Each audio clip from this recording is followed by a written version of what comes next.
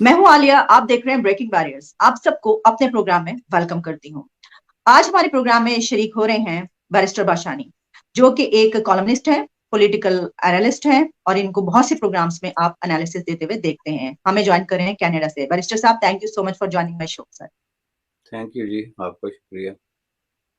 سر، آج اس ٹاپک پر ہم بات کرنے لگے ہیں کیونکہ اس پر ہم نے پہلے بات نہیں کی۔ اگر یہ کہا جائے، اس طریقے سے دیکھا جائے کہ یہ ایک نیو ایرا ہے، یہ ایک نیا دور ہے، کیونکہ ہمارے نئے آرمی چیف بھی آ چکے ہیں، اور اس سے پہلے بات بڑی کی جاتی تھی باجوہ ڈاکٹرائن کی۔ اچھا، جب ہم پاکستان اور بھارت کے ریلیشنز کی، تعلقات کی بات کرتے ہیں، تو ظاہر ہے کہ اس میں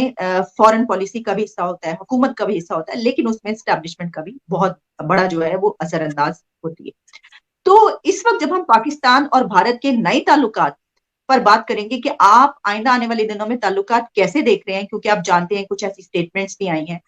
اور بھارت بھی یہ جو پاکستان کی نئی تبدیلی ہے اور آئندہ حالات کو کیسے دیکھ رہا ہے۔ تو اس میڈیا پر ایک خبر چل رہی ہے، ایک واقعہ کوٹ کیا جا رہا ہے، جو کہ ہمارے سینئر جرنلسٹ حامد میر صاحب نے ایک جگہ پر کہا، اور انہوں نے ایک واقعہ اس طریقے سے بیان کیا کہ جب مشرف دور تھا تو اس وقت حامد میر اور ضیاء الدین، جو کہ ایک سینئر جرنلسٹ، ان کا کہنا تھا کہ جنرل مشرف کے دور میں ان کو بلایا گیا اور چند اور صحافی بھی موجود تھے، اور اس میں ان کو بریف کیا گیا، ایک بڑی امپورٹنٹ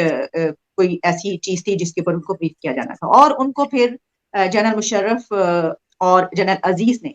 جو باتیں کہیں وہ یہ تھیں کہ ہم اب بس 2-3 راستوں کو بلاک کریں اور 2-3 پہاڑیوں پر ہم قبضہ کر لیں گے، تو بس 2-3 دن کے اندر ہم کشمیر فتح کر لیں گے۔ تو جب اتنا زیادہ انتھوزیسٹک قسم کا ایک پلان دیکھا تو حامد میر نے کہا کہ وہ بڑے خوش ہوئے، انہوں نے کہا واہ بھائی، مطلب انہیں کہا کہ اچھا ایسا کر سکتے ہیں واقعی، اور بڑی بات ہے یہ۔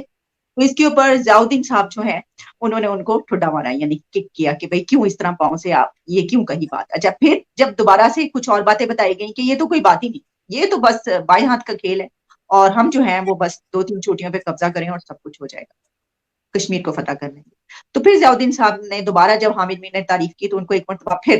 پاؤں سے جو ہے وہ ٹچ کیا اور ٹھڈا مارا کہ آپ کیوں اس طرح کی بات کریں، اور پھر تیسری مرتبہ پھر انہوں نے کہا کہ ضیاء الدین صاحب بول پڑے، اور انہوں نے جو ہے اس کے اوپر یہ کہا جنرل مشرف کو کہ جنرل صاحب، آپ اپنا ملک فتح کر سکتے ہیں، کشمیر نہیں۔ سر، یہ بات میں نے آپ کو اس لیے بتائی کہ ہمارا ماضی جو ہے وہ اس طرح کی چیزوں سے بھرا پڑا ہے، جس کے اوپر ہماری سیاست، پرائم منسٹرز اور اسٹیبلشمنٹ کے بیچ بڑی کھینچاتانی بھی رہی۔ اب میں آپ سے جو میں نے سوال کیا جاننا چاہوں گی کہ سر، آپ کیسے دیکھ رہے ہیں پاکستان اور بھارت کے اب کے تعلقات؟ دیکھیں جی، آپ کے سوال کا جواب تو خود ہی آپ کے سوال میں ہی ہے۔ بنیادی طور پہ میں نہیں سمجھتا کہ پاکستان اور بھارت کے تعلقات میں کوئی فنڈامنٹل چینج جو ہے وہ محض اس وجہ سے آ سکتی ہے کہ آپ کے آرمی چیف جو ہے یا جو چیف کمانڈ ہے وہ چینج ہو گئی، تو اس وجہ سے ریلیشن شپ میں ایک دم کوئی ڈراسٹک قسم کا تبدیلی جو ہے وہ آپ دیکھیں گے۔ لیکن یہ ہر تبدیلی جب یہ ہوتی ہے تو اس حوالے سے ظاہر ہے کہ ایک جو بھی نئی لیڈرشپ آتی ہے، خواہ وہ ملٹری لیڈرشپ ہو یا سویلین ہو، وہ اپنے آپ کو جو ہے وہ تھوڑا سا ایسرٹ کرنے کے لیے، اپنا آپ دکھانے کے لیے، اپنی لیڈرشپ کو انٹروڈیوس کرانے کے لیے ظاہر ہے کہ پچھلے حالات کی نسبت ایک تھوڑا سا ڈیفرنٹ جو ہے وہ پوسچر اختیار کرنے کی کوشش کرتے ہیں۔ تو اس حساب سے یہ جو موجودہ جنرل صاحب آئے ہیں، جو ماشاء اللہ سید بھی ہیں، حافظ بھی ہیں، اور ان کے ساتھ ایک مذہبی سابقے لاقے اور تقدس کا ایک آلہ بھی جوڑ دیا گیا ہے، تو انہوں نے تو بھی وہی بات کی ہے کہ جی ہم اس وطن کی تحفظ کے لیے اور اس کے چپے چپے کی حفاظت کے لیے جو ہے وہ جان دیں گے اور قربانی دیں گے، جو کہ ان کا بیسکلی ایک فرض اولین جس کو آپ کہتے ہیں، یا بنیادی جو جاب جس کو آپ کہتے ہیں، ڈیوٹی آپ کہتے ہیں، وہ رہا سوال اب اس پوری جو آپ نے سچویشن کا جو کیا ہے،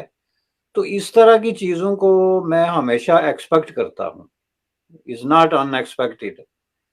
کہ کوئی بھی ملٹری لیڈرشپ جو ہے وہ کشمیر کے حوالے سے کوئی بھی ڈراسٹک ایکشن کے حوالے سے بات کرنے کی حد تک، تجزیہ پیش کرنے کی حد تک، یا ایک بہت زیادہ جو ہے وشفل تھنکنگ کے اندر لپٹے ہوئے منصوبے کو ایک پریکٹیکل منصوبہ بنا کے پیش کرنے کی حد تک ہمیشہ سے جو ہے وہ پیش رہی ہے۔ آپ نے صرف جنرل مشرف کی مثال دی، لیکن آپ پاکستان انڈیا ریلیشن شپ ان کے درمیان جو کانفلکٹ ہے، جو دوستی ہے رہی ہے، دوستی کا لفظ تو خیر بڑا اجنبی سا لگتا ہے، لیکن جو بھی انٹریکشن رہا ہے اس کے اندر آپ اگر دیکھیں تو ریپیٹڈلی پاکستانی ملٹری لیڈرشپ نے اس طرح کے نہ صرف خواب دیکھے ہیں بلکہ کام کو بھی اس طرح کے خوابوں میں مبتلا کیا ہے، اور اس کی بہت بھاری قسم کی قیمت جو ہے وہ ادا کی ہے۔ اس کو اگر آپ پیچھے جا کے دیکھتے چلیں تو یہ سٹارٹ ہوتا ہے 1947 سے، کہ پہلی دفعہ جب کشمیر کے اندر انہوں نے انٹروینشن کی تھی، جس کو آپ فرسٹ کشمیر وار کہتے ہیں 1947-48، جس کے تناظر میں آج آپ کا جو تنازع ہے وہ یونائٹڈ نیشن میں یا انڈیا کے ساتھ چل رہا ہے، وہ وار اسی کیلکولیشن کی بنیاد پہ ہوئی تھی کہ ہم ود ان 3 days کشمیر کو ٹیک اوور کر دیں گے، تو ہمیں پنڈت جواہر لال نہرو سے یا سردار پٹیل سے جو ہے اتنی لمبی کہانیاں بیان کرنے کی ضرورت کیا ہے، جب ہمارے اندر جو ہے اتنی بڑی قوت ہے۔ اور اس کی انہوں نے 2 وجوہات بتائی تھی، ایک یہ کہ جی کشمیری جو ہیں وہ ہمارے ساتھ مل کے لڑیں گے، اور چونکہ کشمیری مسلمان ہیں تو اس وقت بر صغیر تازہ تقسیم ہوا تھا ہندو مسلم کانفلکٹ کو بنیاد بنا کے، تو 2 نیشن تھیوری کی بنیاد پہ وہ بندوقیں لے کے ہمارے ساتھ آ جائیں گے۔ اور دوسرا یہ ہے کہ ہمارے پاس ایک بڑی عظیم قسم کی جنگجو قوت ہے جس کو ہم قبائلی کہتے ہیں، تو قبائلی جو ہے وہ ہم داخل کریں گے تو وہ ود ان نو ٹائم جو ہے وہ کشمیر ٹیک اوور کر دیں گے۔ یہ تھا ان کا تھیسس۔ اب یہ کوئی پرائیویٹ یا کسی بھی طرح سے کوئی سیویلین کیلکولیشنز نہیں تھی،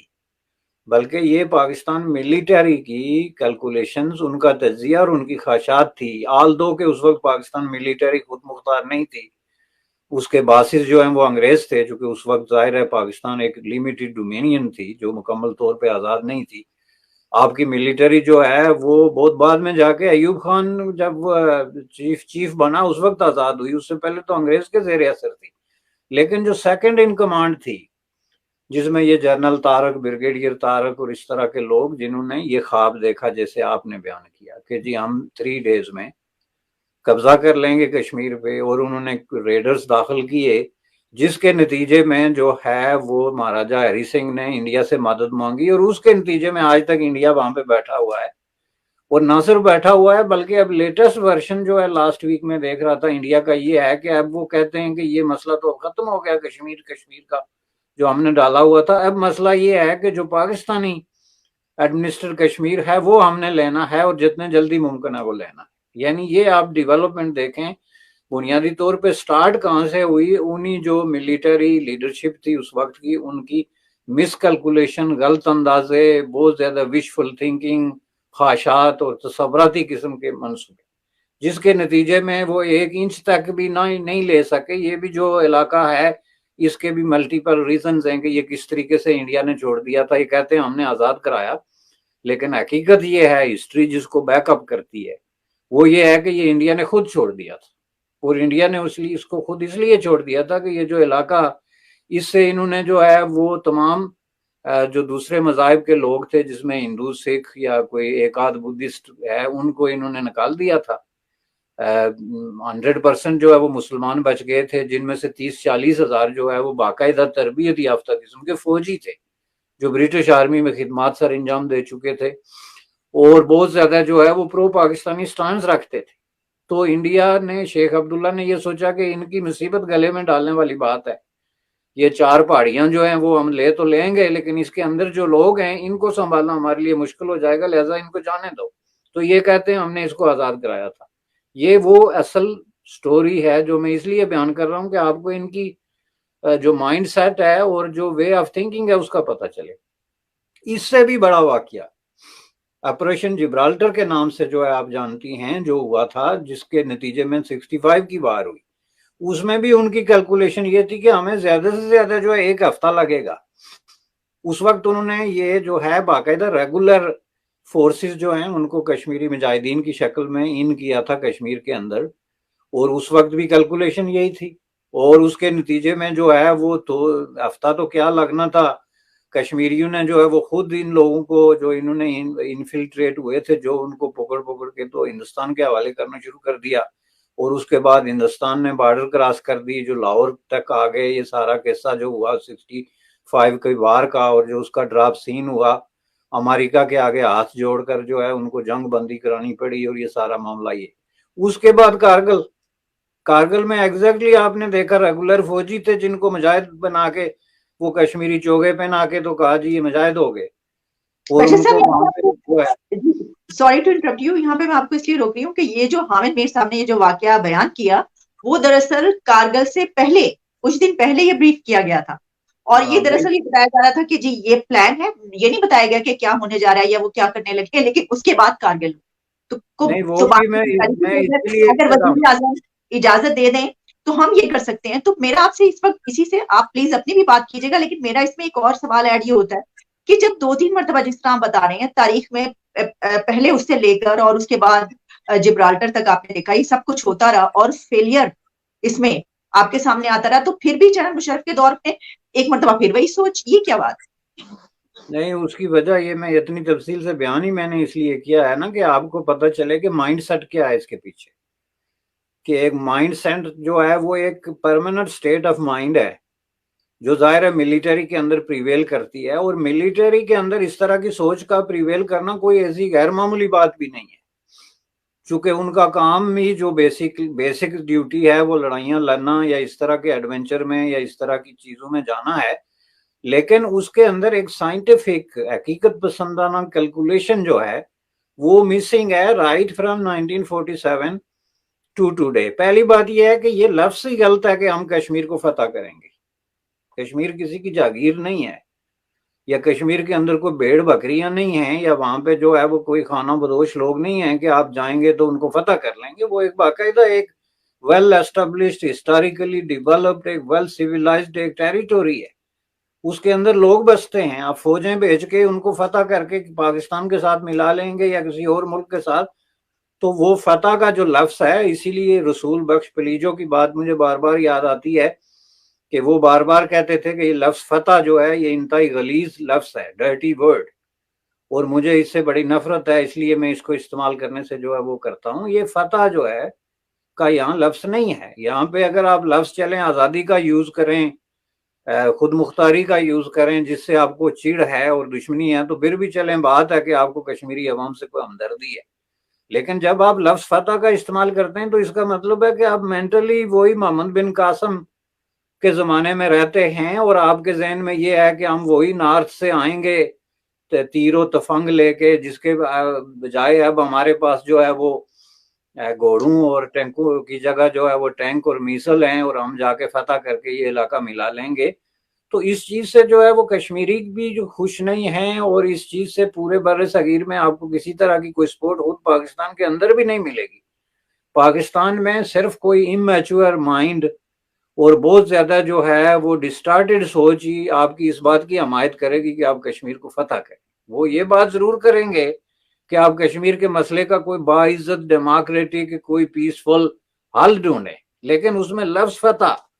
اور اس طرح کی کوئی سوچ. اب یہ جو ہے یہ سب سے بڑا المیہ پاکستانی نیشن کا یہ رہا ہے کہ پاکستانی کام کی جو ملٹری لیڈرشپ ہے وہ ہمیشہ اس طرح کی بہت زیادہ ایڈونچرسٹ ان ریئلسٹک قسم کی سوچ رکھتی رہی، اسپیسیفکلی آن انڈیا کے ایشو پہ. باقیوں کے ساتھ نہیں ہے، باقیوں کے ساتھ ان کا رویہ جو ہے وہ ڈیفرنٹ ہوگا. آپ افغانستان کے ساتھ دیکھ لیں، سعودی عرب کے ساتھ دیکھ لیں، ایران کے ساتھ دیکھ لیں، وہ بار بار جا کے ہاتھ جوڑیں گے، دوسرے طریقے سے بات کریں گے. لیکن انڈیا کے حوالے سے انہوں نے وہ جو سینگ اڑانے کا کانسیپٹ ہے کہ جی ہم نے جو ہے وہ یہ فتح کر دینا ہے، لڑائی لڑنی ہے، اور ان کا جو مائنڈ سیٹ ہے وہ یہ ہے کہ پاکستانی فوج کی کریشن کا مقصد ہی جو ہے وہ انڈیا کے خلاف لڑنا ہے. حالانکہ وہ ٹوٹلی آڈ ہے. جب یہ بر صغیر تقسیم ہوا تو ظاہر ہے یہ بانی بنائی فوج جو ہے وہ پاکستان کو دی گئی، تو وہ فوج اگر اس کے اندر ایک ذرا بھر بھی کوئی شک کا یہ شائبہ تک ہوتا کہ یہ صرف انڈیا کے خلاف لڑنے کے لیے ہے، تو ظاہر ہے سچویشن بالکل ٹوٹلی ڈیفرنٹ ہوتی. تو میں سمجھتا ہوں کہ یہ جو نئے چیف صاحب آئے ہیں انہوں نے بھی وہی والی بات کی ہے، جو کہ ظاہر ہے جس طریقے سے پاکستان ملٹری جو ہے اس کی ریپوٹیشن سٹیک پہ لگی ہوئی ہے، اور انہوں نے خود تسلیم کیا ہے کہ وہ اس برے طریقے سے پالیٹکس میں انوالو رہے ہیں، اور بجائے پاکستان کے ڈیفنس یا کسی اور فارن جو ہے وہ محاذ پہ بات کرنے کے بجائے انہوں نے اپنی ساری کنسنٹریشن جو ہے، سارا فوکس ان کا جو ہے وہ انٹرنل پالیٹکس رہی ہے، جس سے پاکستان ملٹری کا جو پروفیشنلزم ہے، جو پروفیشنل سٹینڈنگ ہے، وہ ڈیمیج ہوئی ہے۔ تو اس کو ری انسٹال کرنے کے لیے وہ چلے گئے سرحد پہ اور جا کے کہہ دیا کہ جی ہم یہ کریں گے وہ کریں گے، کرنا ورنہ انہوں نے کچھ نہیں جی۔ اب آپ یہ دیکھیں کہ جس ملک کے خزانے میں $7 بلین ٹوٹل ملا ہو، اور وہ بھی مانگے تانگے کا اور ادھار کا بیٹھا ہو، اور اس کے مقابلے میں 700 بلین تک کے جو ہے وہ دوسرے ممالک جو ہیں ان کے پاس جو ہے ان کی ٹریجری میں پیسے پڑے ہوں، اتنی بڑی بڑی فوجیں ہوں، اتنی بڑی بڑی انٹرنیشنل بیک اپ ہو، ڈپلومیٹک سپورٹ ہو، تو ان کے خلاف اب کیا لڑیں گے، کہاں لڑیں گے اور کون سی فتح کریں گے، یہ آپ خود کیلکولیٹ کر کے دیکھیں۔ ٹھیک، اچھا بالکل صحیح سر، یہ جو آپ نے کی نا آخر میں بات، بالکل میں بھی اسی کی طرف ہم یہ دیکھ رہے ہیں کہ خاص طور پر پچھلے، اگر ہم ویسے تو ہمیشہ سے جس طرح آپ نے ساری تاریخ بیان کی، لیکن 5-6 سالوں کے دوران جو کچھ ہوا اس میں یہ باقاعدہ اب تو سوشل میڈیا کیونکہ اتنا ہو چکا ہے کہ یہ بات دور دور تک گئی گئی کہ دیکھیے جو ہے وہ کس طریقے سے اسٹیبلشمنٹ جو ہے وہ سیاست میں مداخلت۔ تو پھر یہ بات کی گئی کہ نہیں، تو یہ آپ صحیح کہہ رہے ہیں کہ ایک ایسا جو ہے وہ جسٹر دیا گیا کہ بھئی سیاست نہیں، اب جو کام ہے ہم اس طرف جو ہے وہ رہیں گے، اور وہ کام جس طرح کہا جاتا ہے کہ جناب مورچوں پر رہیں، بارکوں میں رہیں، اور اسی طریقے سے ایک نظر آیا۔ لیکن سر اس کو کیا ہم اس طریقے سے بھی دیکھ سکتے ہیں کہ جہاں بھارت جو ہے وہ اس وقت بہت ترقی کرنے والا ایک ملک نظر آ رہا ہے، دنیا بھر کی بڑی بڑی جو سمٹس اور کانفرنسز ہیں وہاں ان کے جو ہے وہ 5th لارجسٹ اکانومی بن چکا ہے، تو ایک ایسی کنٹری تو کبھی بھی جنگ کی طرف نہیں جانا چاہے گا، کیونکہ وہ ملک جانتا ہے کہ میں نے اگر یہ کوئی اس طرح کا پنگا لے لیا تو میری تو ترقی رک جائے گی۔ تو جو ترقی کرنا چاہتے ہیں وہ تو جنگ سے دور رہنے کی کوشش کرتے ہیں۔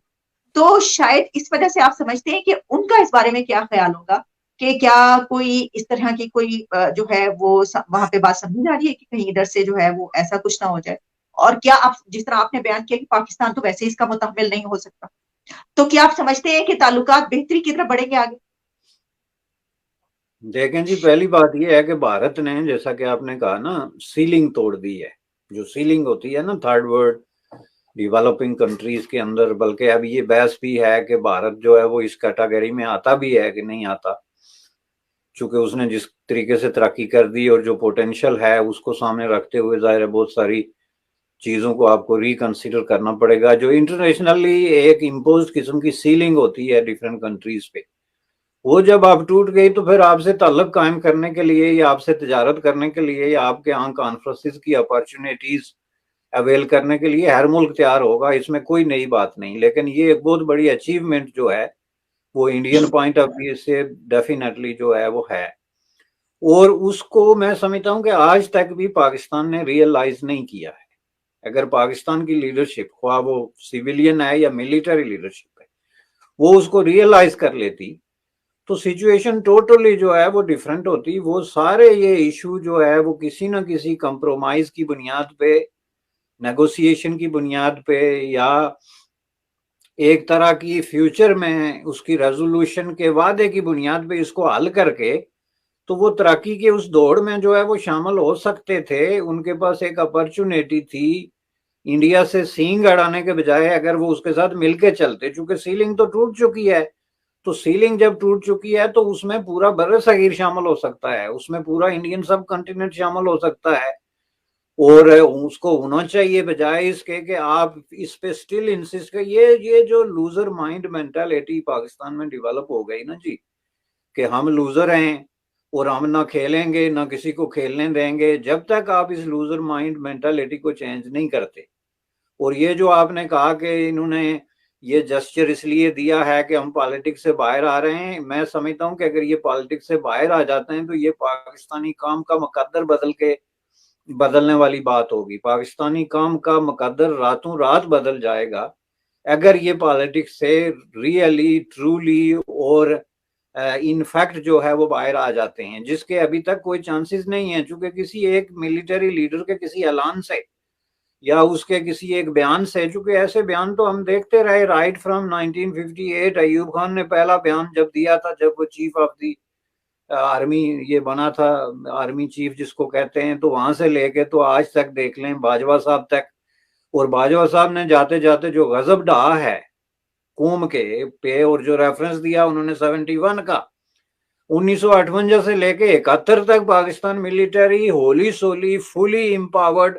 टोटल जो है ताकत पूरी मिलिटरी माइट के साथ जो है वो पाकिस्तान पे हुकूमत करती रही। 71 में बांग्लादेश आजाद हुआ तो कहते हैं ये इसमें सियासतदानों का रोल था। भाई सियासतदानों का रोल किस तरीके से था जब 10-15 साल से हुकूमत इक़्तिदार पे जो है वो आपके हाथ में है। तो ये जो इनके बयानात हैं इनके अंदर सख्त किस्म के कंट्राडिक्शंस हैं, ये सेल्फ कंट्राडिक्टोरी किस्म की स्टेटमेंट्स हैं, हकायक से मुतसादम हैं, और जब तक ये इनको रिकंसाइल नहीं करते, हकायक को तस्लीम नहीं करते, सच्चाई को तस्लीम नहीं करते, उस वक्त तक पाकिस्तान इसी विशियस साइकिल में जो है वो घूमता रहेगा। इंडिया से तो मैं हर प्रोग्राम में आपको कहता हूं कि मुकाबला करना छोड़ दें। आप अगर आज से मतलब बांग्लादेश के साथ मुकाबला करना शुरू करेंगे तो आपको हैरत होगी कि आप नहीं कर सकते, क्योंकि ये जो दौर है ये इकोनॉमिक कन्वर्सेशन का दौर है। क्या हो रहा है, क्या इश्यूज हैं इस वक्त बांग्लादेश में, चीन इतनी बड़ी इन्वेस्टमेंट क्यों कर रहा है, सवाल नंबर 1 है। जबकि आपके ताल्लुकात जो हैं वो हिमालय से बुलंद और समुद्रों की गहराइयों से भी गहरे हैं। तो आपको तो उन्होंने 20 बिलियन डॉलर तक भी नहीं दिया, तरसा तरसा के 5 साल तक आपको तड़पा तड़पा के मार दिया। और बांग्लादेश में ये जो बिलियंस ऑफ डॉलर की इन्वेस्टमेंट लेके चीन जा रहा है और सख्त कंपटीशन में जा रहा है, उसकी क्या वजह है? तो आप उसके मुकाबले में भी नहीं आ सकेंगे। तो इसलिए मैं समझता हूं कि टू बी रियलिस्टिक ही जो है वो रेस्क्यू का और पाकिस्तानी नेशन को फर्दर जो है वो क्राइसिस से निकालने का रास्ता है। इसके अलावा सब ऐसे विजुअल थिंकिंग है। मिस्टर हामिद बाशानी साहब, बहुत शुक्रिया, आपने बहुत सच्चाई के साथ जो एनालिसिस पेश किया उसमें मुझे तमाम बातें आपकी हकाइक पर मबनी, लेकिन एक बात मुझे जो बहुत पसंद आई वो ये थी कि आपने कहा कि देखिए इंडिया ने ये बैरियर ब्रेक किया है, और वो बैरियर इसने ब्रेक करके ये दिखाया है कि थर्ड वर्ल्ड कंट्री से भी एक मुल्क ऐसा उठ सकता है जो तरक्की करके दिखाए और बताए उन सुपर पावर्स को कि जहां पर आप यूके देख लीजिए कि जहां पर ये पहले टैग किया जाता था कि जो dogs and Indians are not allowed, वहीं पर वहां का वजीर आजम इस वक्त इंडियन है। तो इस ये जो बैरियर्स ब्रेक करने वाली, तो इसमें हम भी शामिल हो सकते हैं, यानी इसमें ये पूरा खित्ता शामिल हो सकता है अगर होना चाहे, अगर हमारी नीयत ठीक हो। बहुत जबरदस्त आपने बात की sir, thank you so much, बहुत बहुत शुक्रिया आपके टाइम। आपका शुक्रिया।